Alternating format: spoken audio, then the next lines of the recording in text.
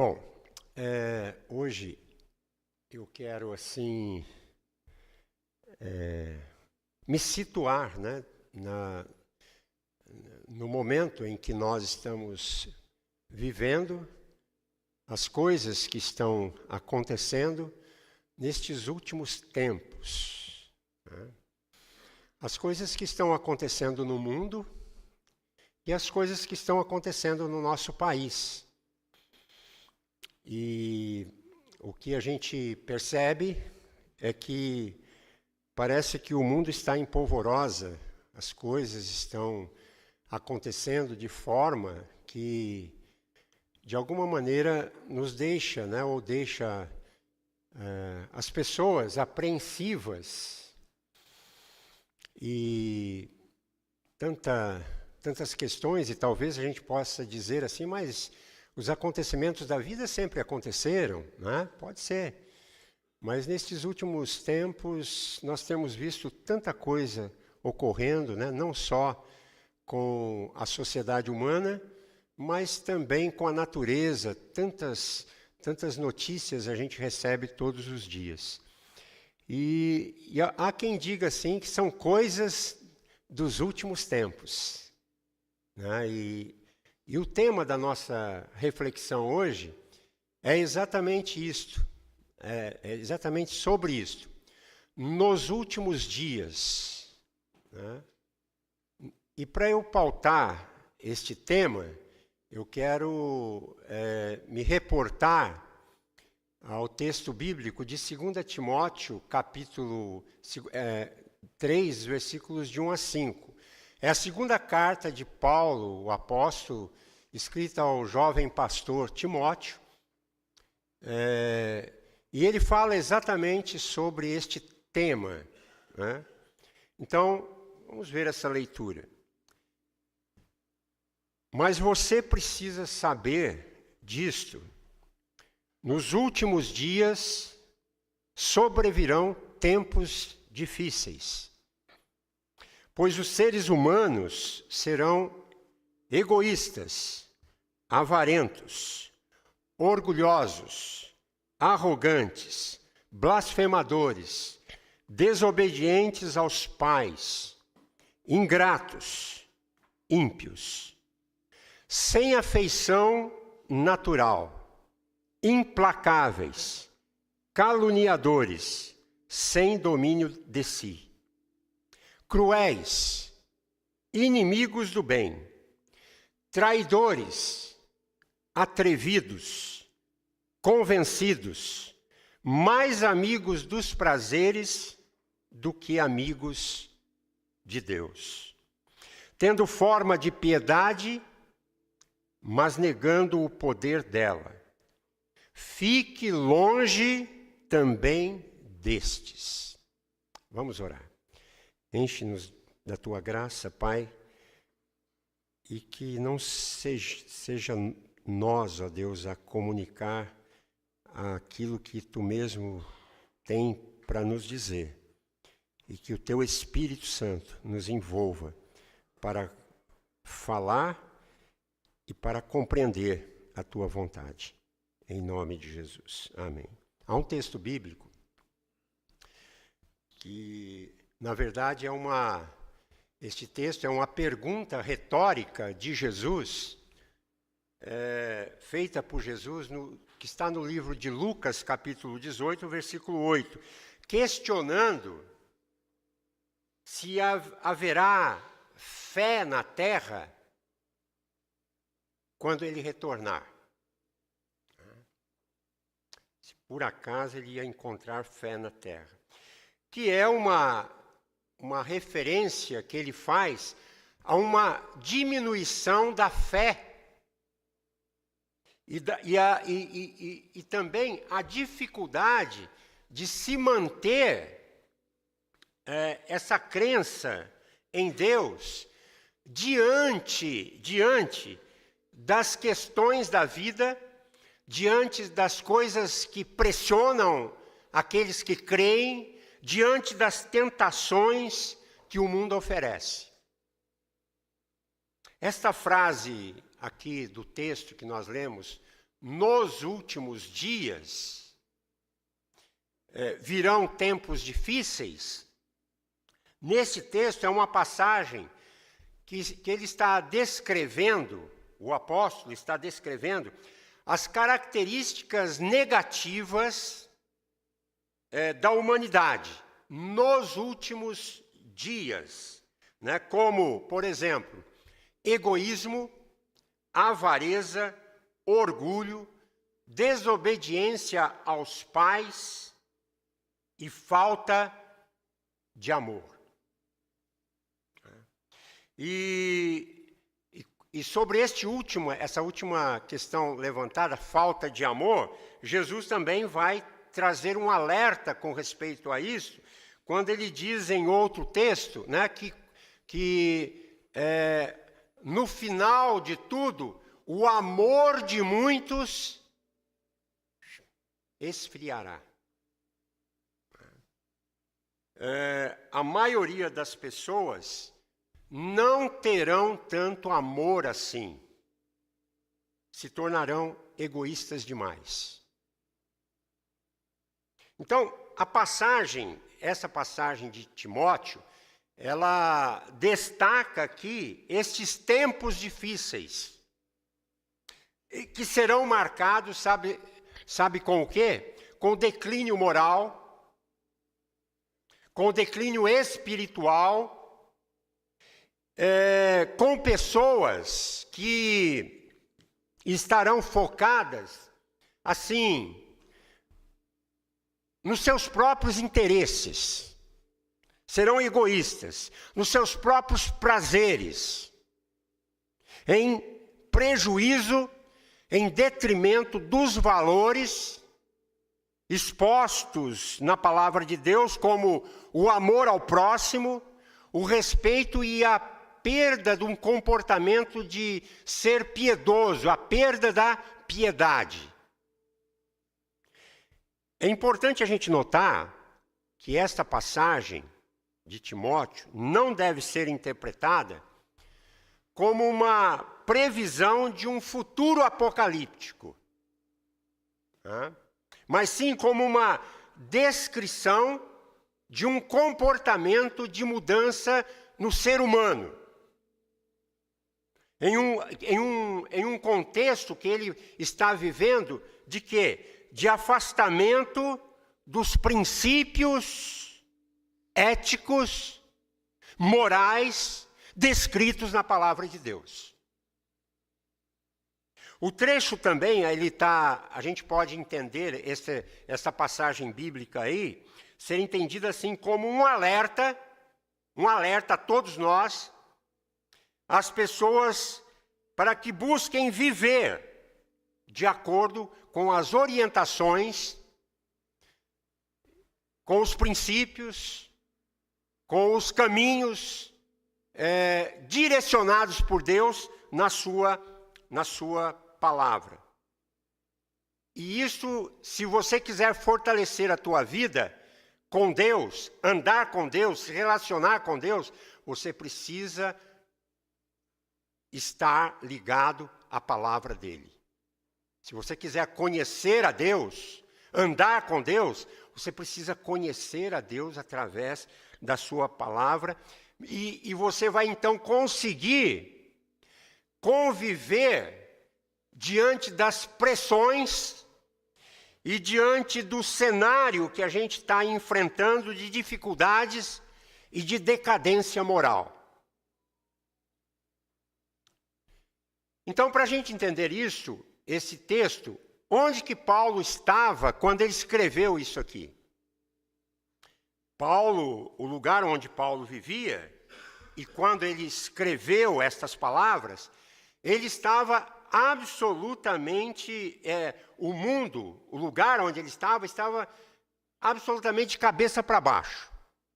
Em outras palavras, não sei se é de pernas para o ar, mas estava virado dos avessos, né? Por quê? Porque era na cidade de Roma, cidade mais poderosa, mais populosa naquela época, e havia sido incendiada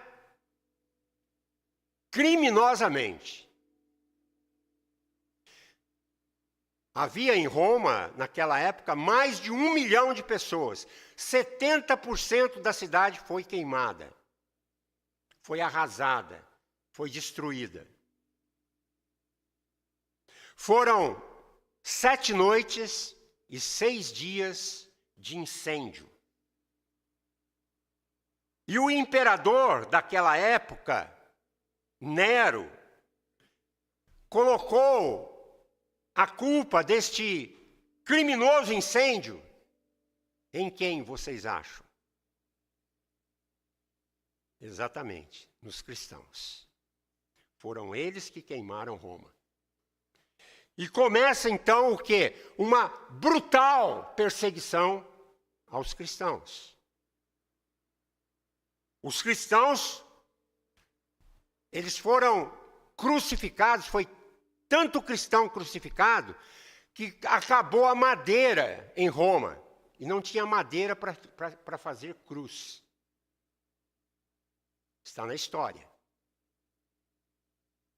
E quando não tinha mais madeira, então os cristãos, sabe como que acontecia? Eles eram amarrados em postes, com piche. E eles eram queimados vivos. E tinha uma propaganda que eles tinham que pagar pelo crime que cometeram e para pagar eles iriam iluminar Roma. Morrendo, queimados em postes com piche. Que coisa horrível. Um verdadeiro massacre. Uma perseguição brutal contra os cristãos. Naquelas alturas, Paulo, o apóstolo, o que acontecia? Ele era o grande líder dos cristãos no Ocidente. E ele começou a ser procurado, ele começou a ser caçado, até que conseguiram pegá-lo.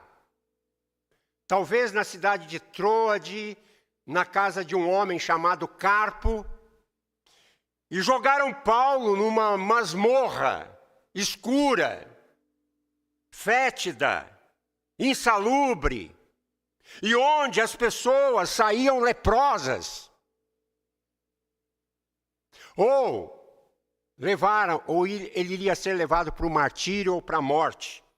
Nessa prisão desumana, Paulo revela no capítulo 2, o verso 9 desta carta, que ele foi preso ali, sob a acusação de ser um malfeitor, um criminoso e um bandido.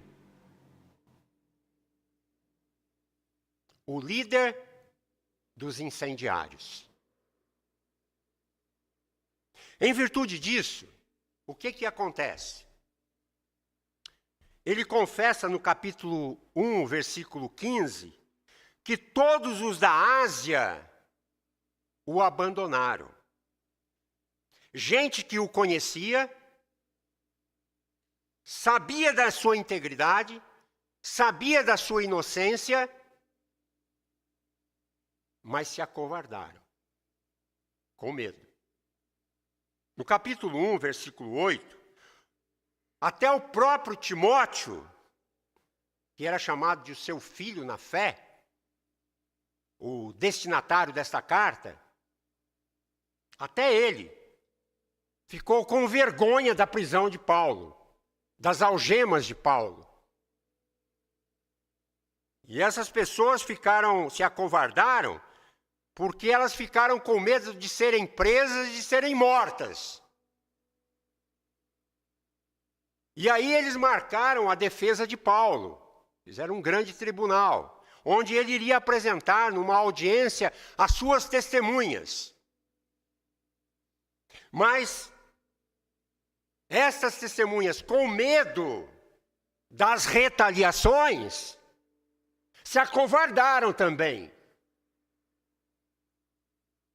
Com medo da opressão.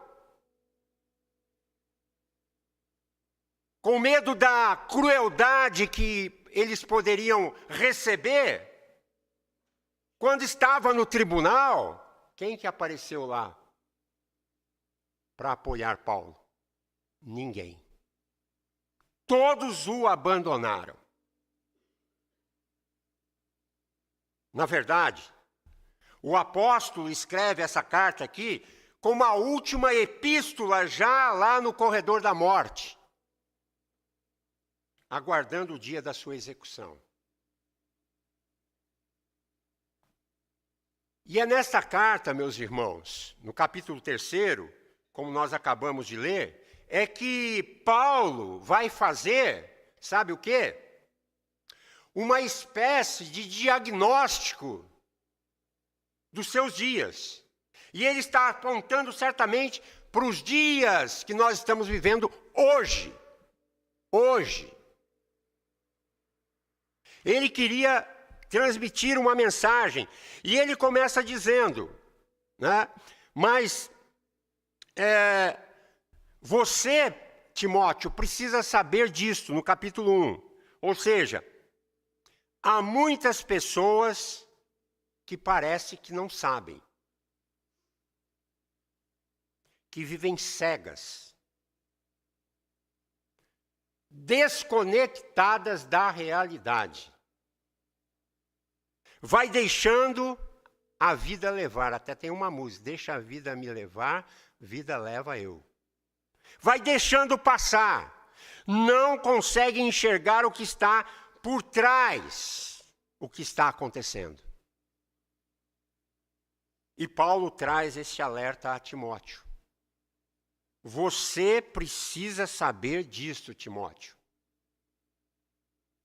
Você precisa entender as coisas. Você precisa, Timóteo, fazer uma leitura do seu tempo.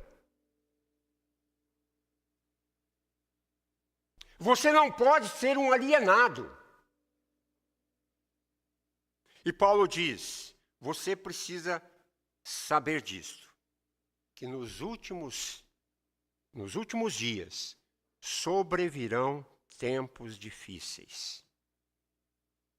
Estes últimos tempos aqui começaram lá na primeira vinda de Cristo e continuará até a segunda vinda, o segundo retorno de Jesus. Mas a palavra aqui, difíceis, nesses dias difíceis, os últimos dias virão tempos difíceis. Aqui no grego é a palavra que foi usada para aquele episódio dos endemoniados gadarenos, que eram 2 endemoniados, que a Bíblia diz que eles estavam furiosos. A palavra furiosos é a mesma palavra usada para dias ou tempos difíceis. Isso quer dizer, o que Paulo deseja comunicar aqui a nós é que estes últimos dias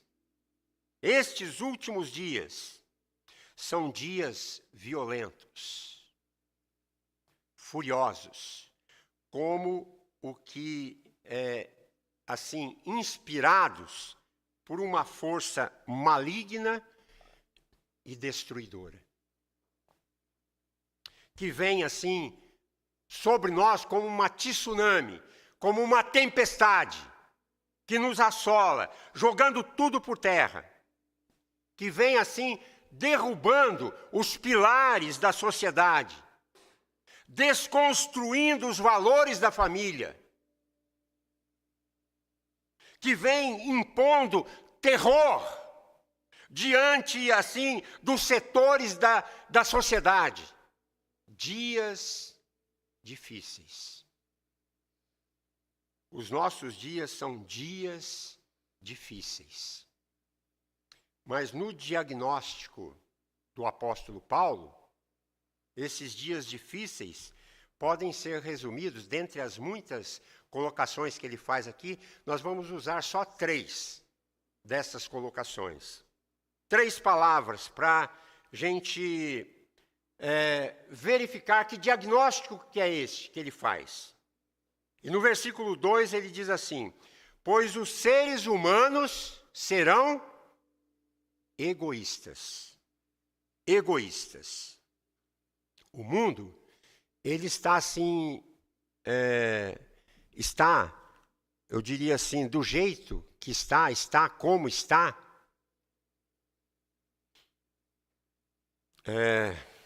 de pernas para o ar, porque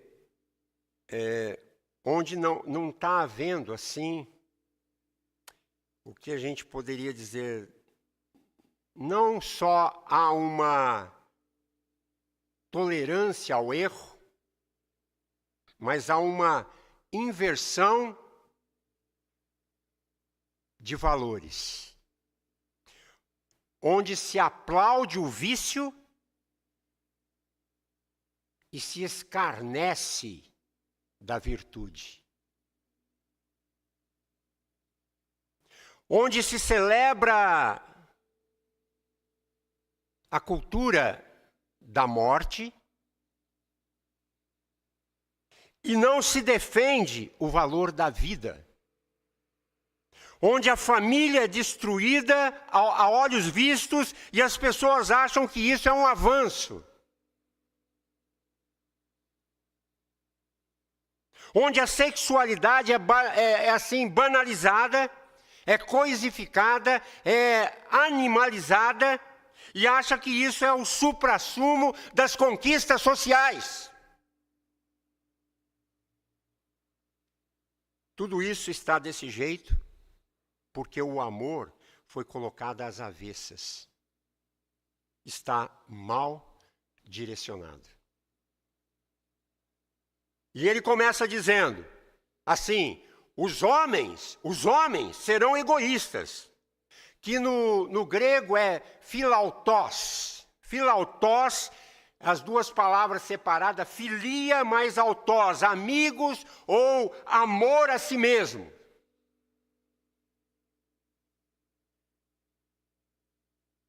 Amar a si mesmo e mais ninguém.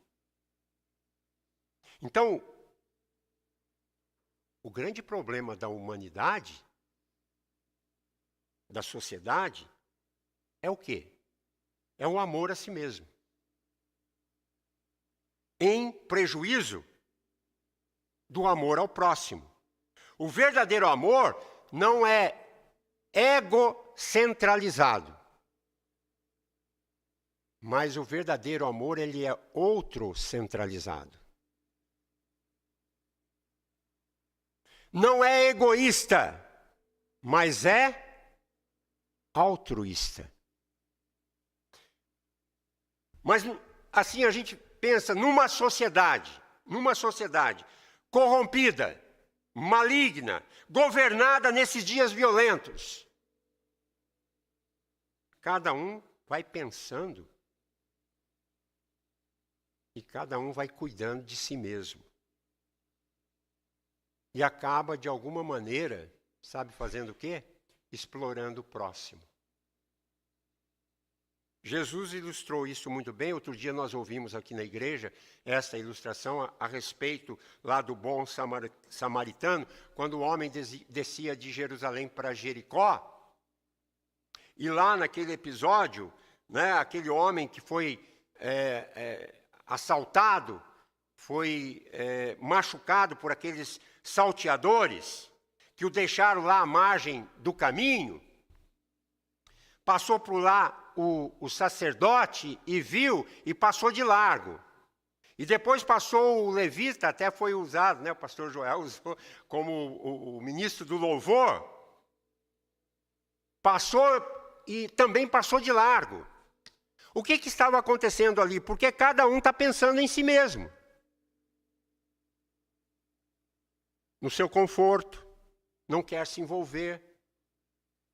É cada um por si, Deus por todos. E assim vivemos numa sociedade que cada vez segue a linha dos falsos sacerdotes, que passa de largo, e do levita, que passa de largo, e desses salteadores. O que é meu, e o que é seu é nosso, e o que é seu é meu também.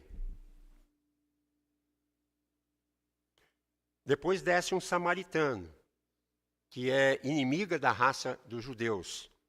Mas ele para, ele vê, ele se aproxima, ele cuida das feridas daquele homem, coloca-o no seu cavalo, deixa-o numa pensão, com o compromisso de pagar qualquer despesa posterior que ele viesse a ter.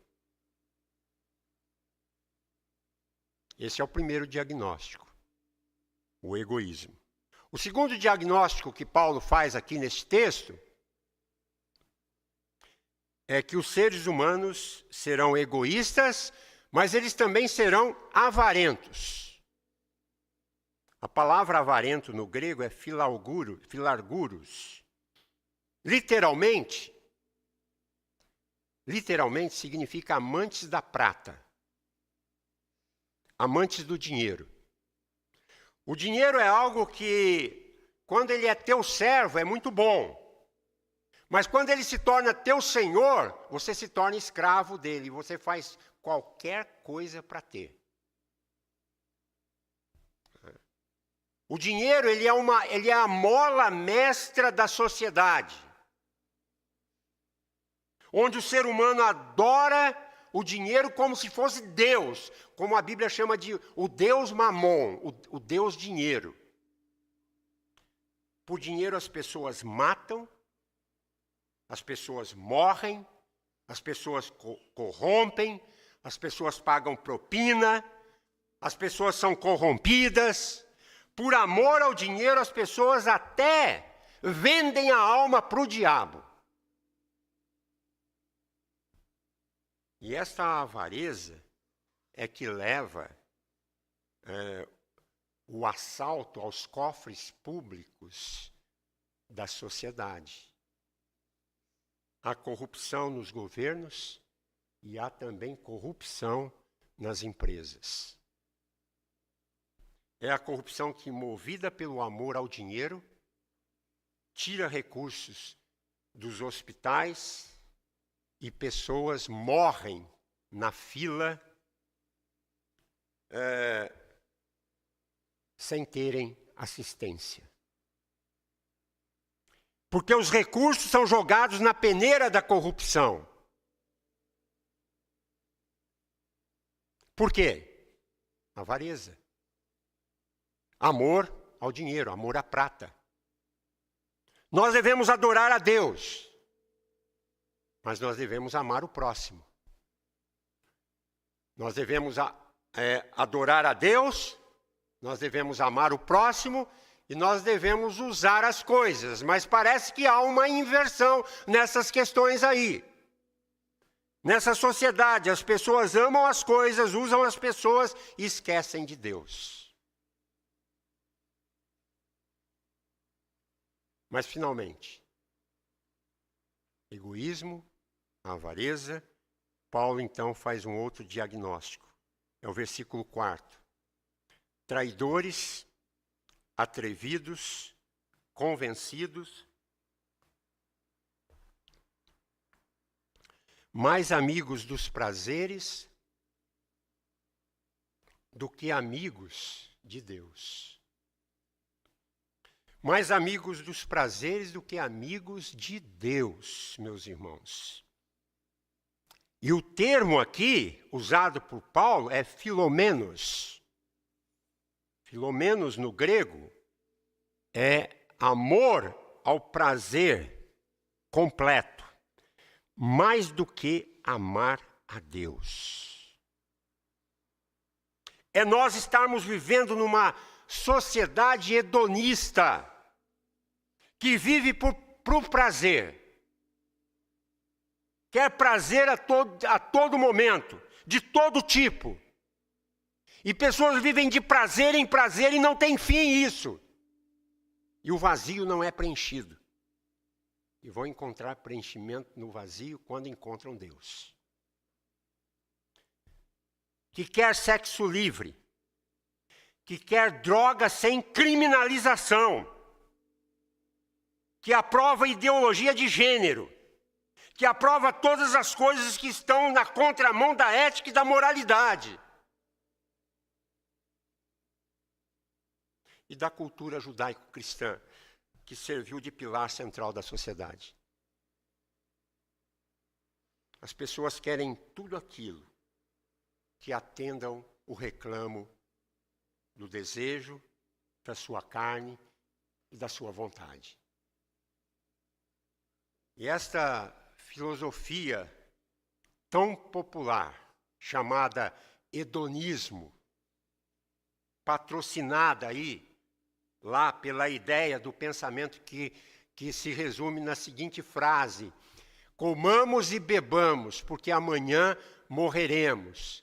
Considerando o fato de que para esse tipo de gente não tem amanhã, não tem prestação de contas, não tem céu, não tem inferno e não tem juízo final. Nada disso vai acontecer. A vida é o aqui e o agora.